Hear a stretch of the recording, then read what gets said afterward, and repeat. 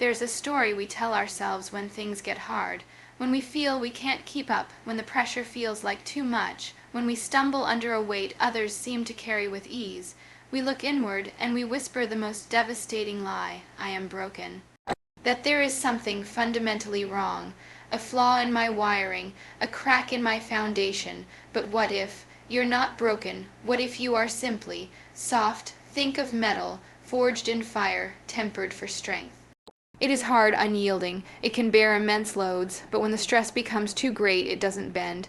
It doesn't adapt, it shatters. Now think of water. It is soft, it yields, it flows around obstacles.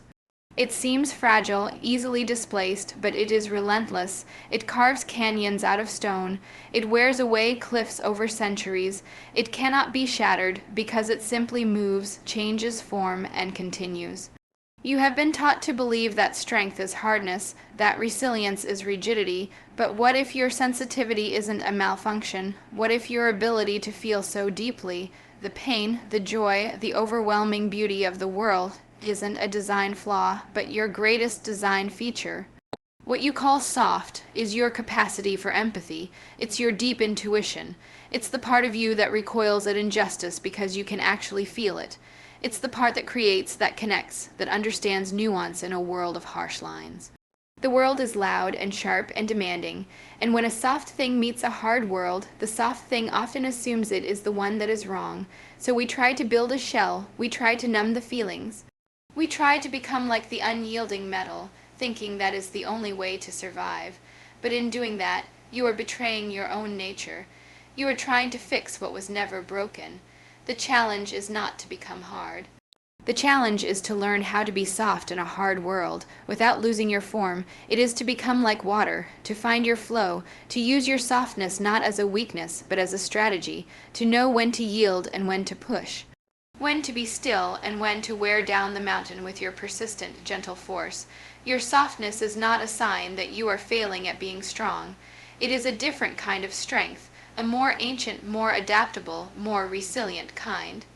So stop trying to fix your softness. Stop trying to build a fortress and instead learn the power of the river. You are not broken. You are a force of nature in a form the world doesn't yet know how to recognize. We are conditioned to see our struggles through a lens of pathology.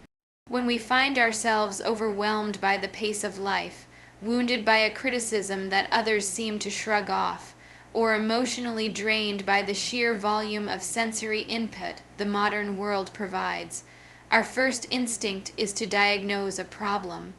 We tell ourselves a story of breakage, of a fundamental flaw in our construction. This narrative, I am broken, is one of the most insidious and disempowering stories a human being can tell themselves. It frames our experience as a terminal condition, a hardware failure that cannot be repaired.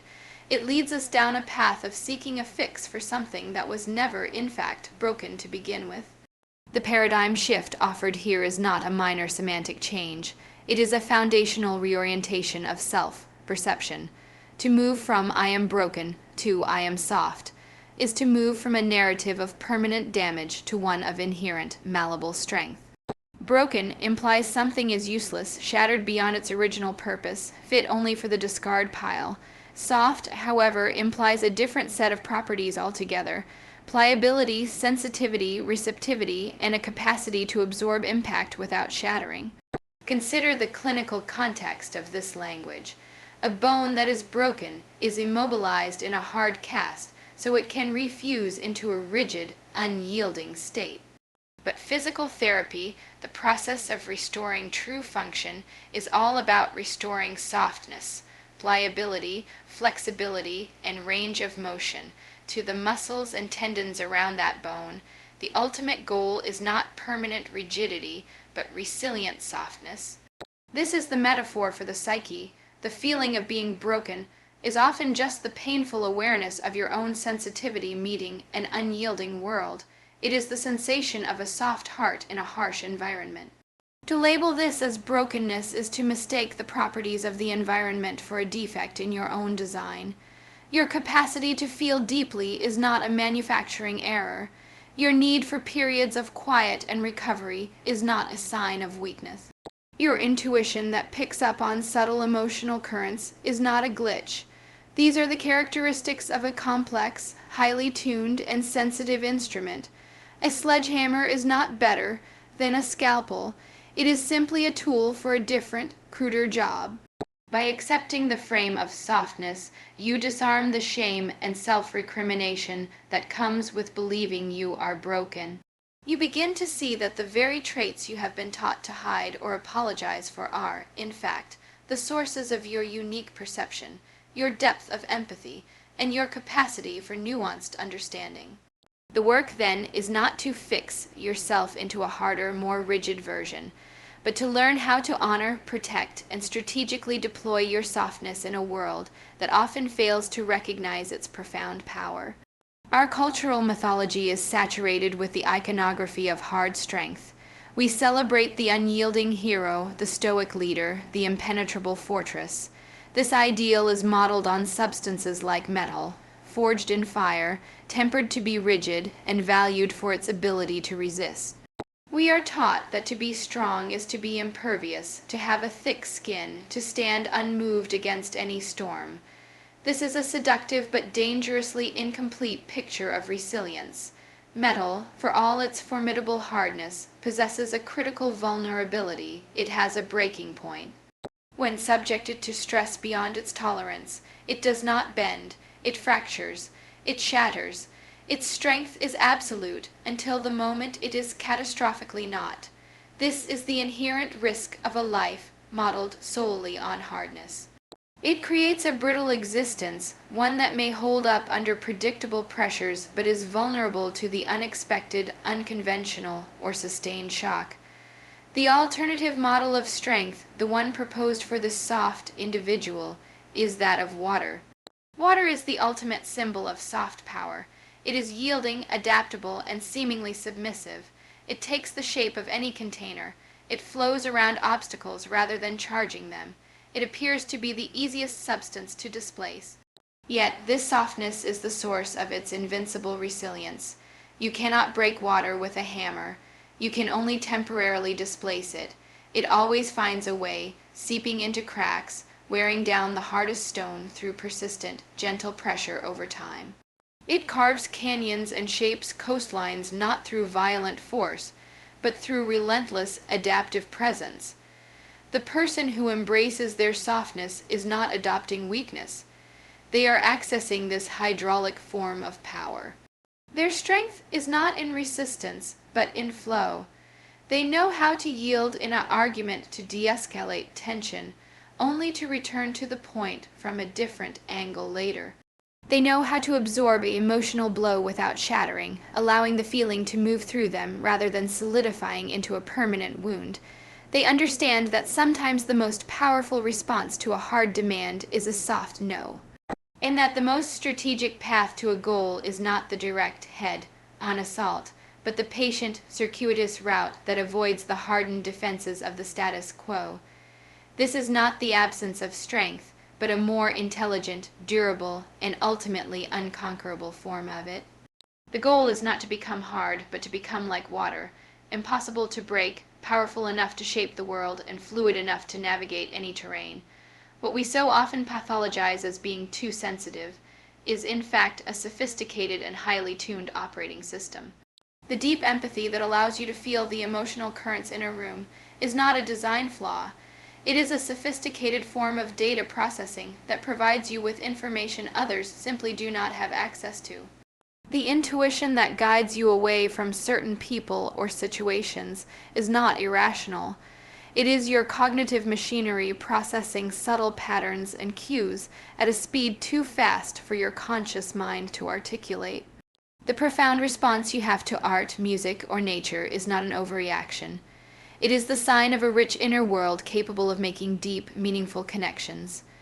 These traits are the hallmarks of a complex and highly aware consciousness. To see them as weaknesses is to fundamentally misunderstand their function. They are your design features in a different context. As a community leader, a therapist, an artist, a visionary, these are not liabilities. They are your most critical assets.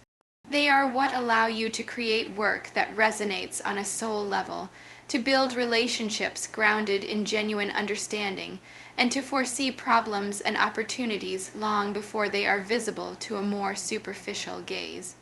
The pain you feel is not because these features are broken, but because they are operating in an environment that is often too loud, too harsh, and too simplistic to accommodate their complexity. It is the equivalent of using a high-precision surgical laser to chop wood. The tool is not wrong, it is simply being misapplied. The challenge, therefore, is not to dull the instrument, but to learn to wield it with greater skill and in the right contexts. This means recognizing that your capacity for deep feeling is a source of intelligence, not hysteria. It means understanding that your need for solitude and quiet is not antisocial, but a necessary recalibration for a system that processes a high volume of stimuli. It means reframing your sensitivity from a secret shame to a private superpower that requires careful management and strategic deployment. Your softness is not a malfunction to be fixed with a psychological hard hat. It is a precision instrument, and the world's noise is the interference. The work is not to become less sensitive, but to become a better guardian of your sensitivity, to create the conditions where your finest design features can function not as sources of pain, but as the powerful assets they were always meant to be. The instinctual response to feeling soft in a hard world is to construct a fortress. We believe that if we can just build walls thick enough, walls of cynicism, of emotional detachment, of performative toughness, then the harshness of the world will no longer be able to touch us. We try to become like the unyielding metal, thinking that impermeability is the same as strength. This is a fundamental and tragic error. The project of building armor is a project of self-betrayal. It is a slow and soul-crushing process of silencing your own intuition, numbing your own empathy, and denying your own need for authentic connection. The armor does not make you stronger, it only makes you heavier. It is a burden you carry, a costume you wear that slowly fuses to your skin until you forget what you truly feel underneath. The weight of this constant performance is, itself, exhausting. It creates a life of profound internal conflict, where you are perpetually at war with your own nature. The goal, then, is not to build a fortress. It is to learn the power of the river. A river does not resist the rock, it simply flows around it. It does not try to harden its surface against the wind. It allows the wind to pass over it, creating ripples but not breaking its essential flow. This is the strategy of soft power. It is the practice of remaining true to your fluid, adaptable, and feeling nature, while developing the discernment to navigate obstacles without internalizing them. This means learning to let a critical comment pass through you rather than allowing it to lodge inside and define you. It means yielding in a pointless argument to conserve your energy for a battle that truly matters. It means allowing yourself to feel grief or anger without the added fear that these emotions are a sign of your fragility. To be like water is to trust in your own persistence and your ability to find a way, even when the direct path is blocked. The river's strength is in its relentless, gentle motion and its deep knowing that all obstacles are temporary. It does not cease to be water when it encounters the mountain. It simply continues its work, patiently carving a path over millennia. You do not need armor. You need flow.